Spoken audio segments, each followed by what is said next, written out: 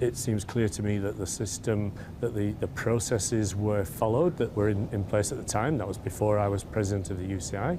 Since that time, we've reviewed those processes, we've improved them, we've got them to a higher standard of administration even than is required by WADA. We now require 3 independent doctors to agree with those, that prescription of those substances, and I'm confident that we've got a good system in place now. If you want to have a debate, a discussion about whether there should be therapeutic use exemptions, I think that's a different argument.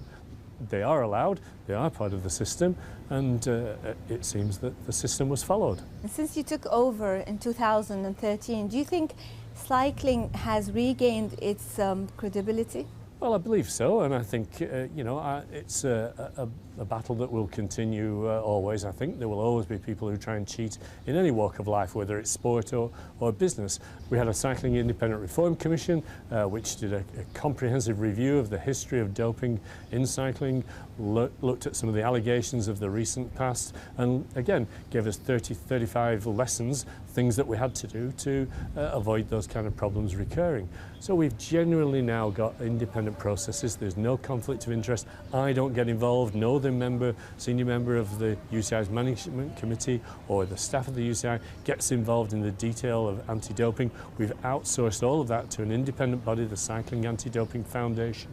We have an independent legal team that's supervised by an external legal counsel that handles the case management of those cases. So there's no interference, no possibility of those conflicts of interest. And I think those are things that are absolutely key to governing sport with integrity and transparency.